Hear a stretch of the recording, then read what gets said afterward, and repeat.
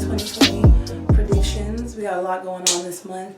I really see the energy being a lot more relaxed, especially because we're in a storyline, the North Node axis, which has been in Cancer and Capricorn since 2018, is rounding up. That's right, we're getting an ending to whatever area that's affecting your chart. With Cancer and Capricorn, it's been a big deal, and we're going to end that energy on the 4th or 5th of July, depending on what part of the world you're in, with the lunar eclipse in Capricorn.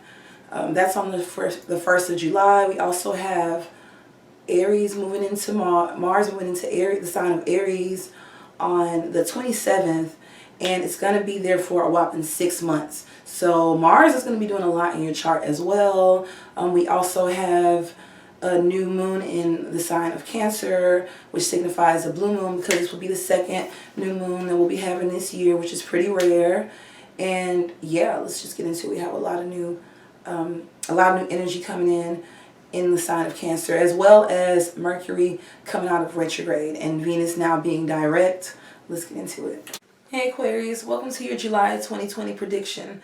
So basically, we have on the 1st of July, Saturn going retrograde, and that'll be in your 12th house.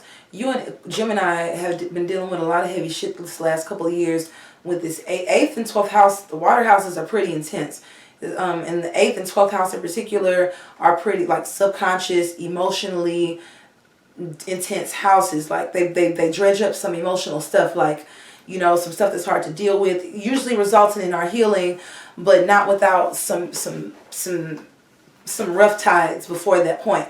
So for you could just be re-examining some hard lessons that you could have learned, and things that you didn't even realize were there, things that you didn't even realize were problems could be coming to an end. You could have learned some lessons or been forced to open your eyes to certain things that you weren't very privy to before, because they were in your subconscious. You weren't aware of them. And through this whole transit being with this Cancer and Capricorn North and South Node axis going on in your 12th and 6th house, you could have been less about your everyday routine and less practical, and really diving deep into like, wow, why do I have these patterns? And, you know, even old family karma could come up with the lunar eclipse hitting your 12th house at the time, and you could be realizing how familiar patterns really do affect your relationships and your everyday routine and how you express yourself and how you look at details. You know, you could be realizing that things that you don't notice are an issue.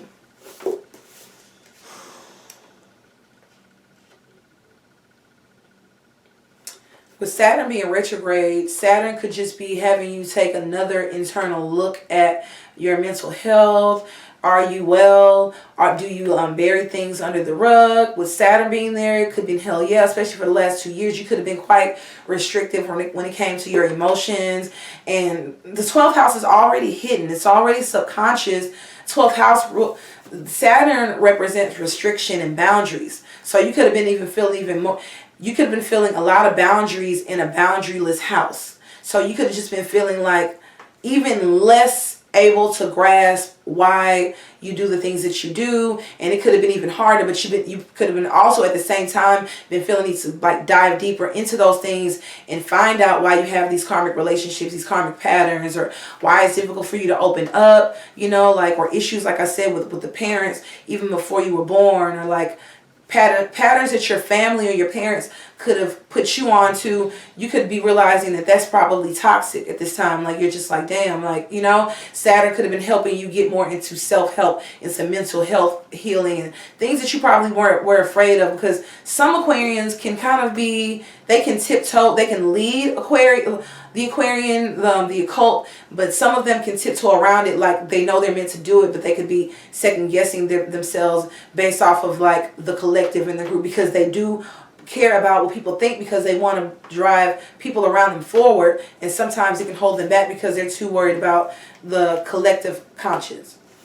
So with this, you've been going more into like the subconscious, okay, and like diving deeper into like those things that you didn't even realize were there, and now you're like, oh wow, like now I'm starting to realize how I might hold myself back. Now I'm starting to realize why I might be emotionally detached in this way, or why I can't open up in certain ways. You know, Saturn could have really just been growing you up in terms of the ethereal, the boundaryless, you know, that fluid, emotional world that it's hard for us to put a finger on. We got the new moon in Cancer on the 20th of July. That'll be happening in the 28th degree of Cancer. Okay, and this is going to be in your 7th house of relationships, of partnerships. You could very well have a new beginning in love and romantic partnerships and relationships.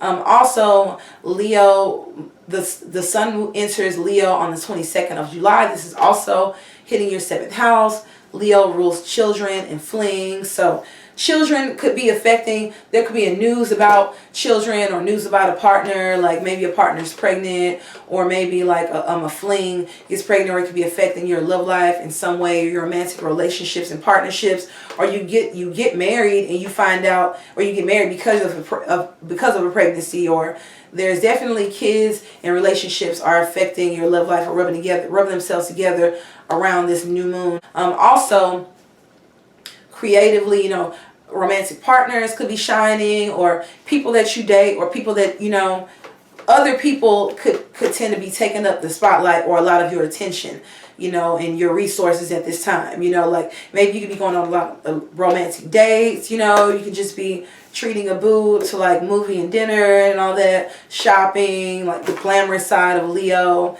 You know, this is the sun in its home sign of Leo in your 7th house. So it's definitely going to be extravagant, fun, exciting times regarding other people. And also you can come off quite aerodynamic and creative and attractive to people. You can come off a lot warmer and a lot less cold and restrictive, like, because you are co-ruled by Saturn, so you can come off kind of stiff and robotic at times. But right now you seem to be the life of the party in terms of your relationships and as far as public perception go. I would also watch it for open enemies, and these would be enemies that you know you had. So this could be even like exes or ex-lovers or a boo or a girlfriend or a boyfriend, or someone that you know is a vice for you in some way.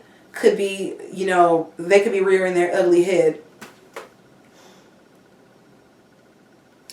And then we also have Mars. It's been in Aries since June 27th, transiting your 3rd house. So again, more short distance travel, more communication with Geminis, more communication with your siblings, with your cousins, with your best friends, with your homies, with your neighbors.